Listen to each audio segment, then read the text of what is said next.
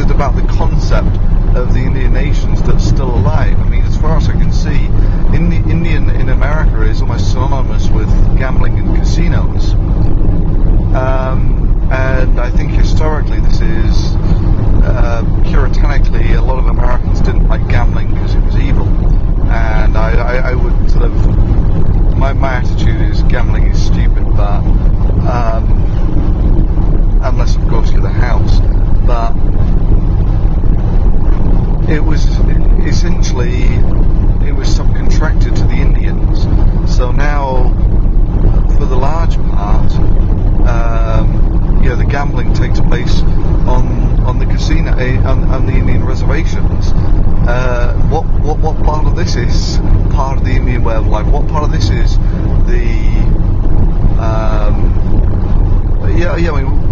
this is not what the Indian nations were meant to be about. And so I really think it's time that that everyone moved on, and the Indians need to accept that they got screwed over by the Americans maybe 200 years ago in a fairly significant fashion, but ultimately a first world nation has now grown up around them, and it's, here we go, even more of these shacks. It's sort of, they are Americans in everything other than name, and yet it is almost a third world nation sat within America. And that's socially pretty hard to justify for a first world country as rich as America. So I think really they've got to accept that either they stay true to the concept of the Indian nation, or they just sort of accept that they're Americans. And you do away with all this crazy thing where essentially gambling is subcontracted to the Indians, and to a lesser degree prostitution. But then there's also this sort of all the wealth distribution brings with it the other social problems which are synonymous with Indians, like drinking and drug abuse. So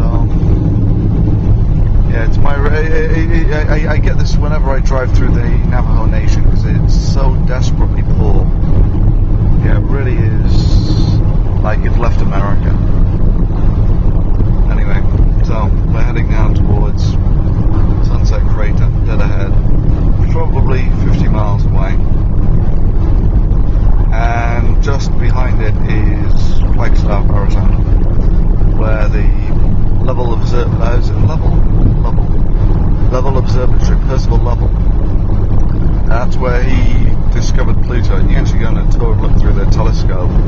But that's one of the things you know. That's one of the things you know in Flagstaff. Unfortunately, Flagstaff is now a huge town, puts off loads of light pollution, so it's no longer the prime observing site that it was. Anyway, from Sunset Crater ahead, I'm going to cut off to the left at some point, where you pick up the interstate. Just off the interstate is Meteor Crater. It's one of the best preserved meteor craters on private land, oddly enough. And then hopefully by this evening I'll make it down to Petrified Forest and Painted Desert. Okay, so onwards. Okay, we're at Sunset Crater, and this is the Colorado Plateau. This is a huge area up there, and the Grand Canyon is about there.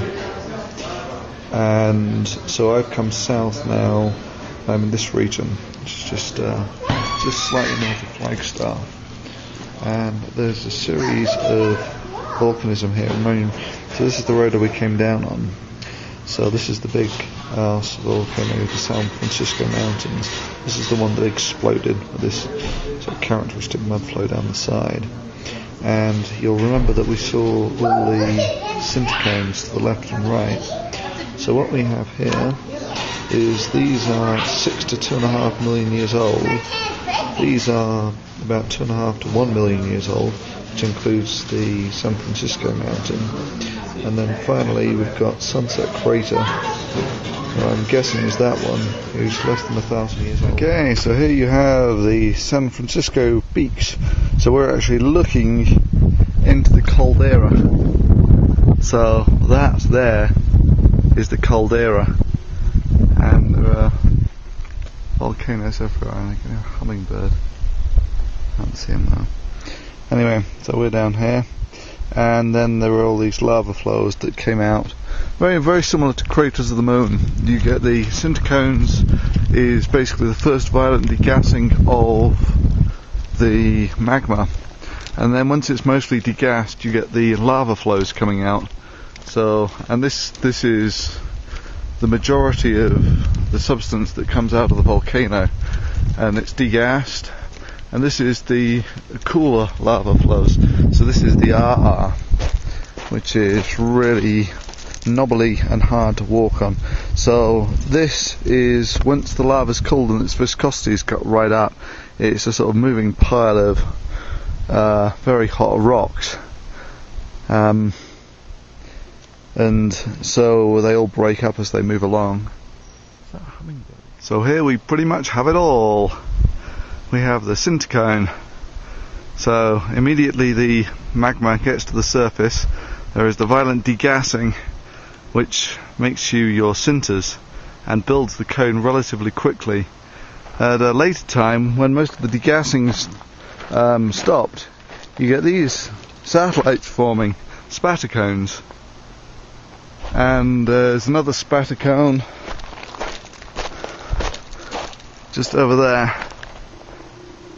And these things leach out mostly degassed magma. So there is some bubbles in it, like so, but not great amounts.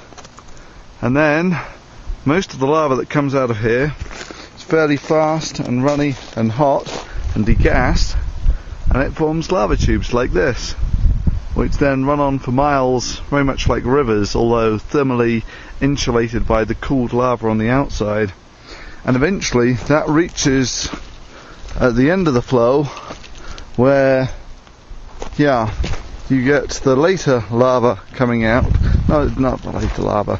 When you get the lava which has cooled some more, and then its viscosity goes right up and you get into the RR, which is the stuff that moves around like a slag heap. So it's so viscous that it breaks up, and it's still very hot, just below melting point. So it's so viscous that it'll actually break, and this is the end of the flow, or would be. So this is probably an early flow or a late flow that produced the RR on top of the lava tube, which I'm currently standing on. Neat, eh?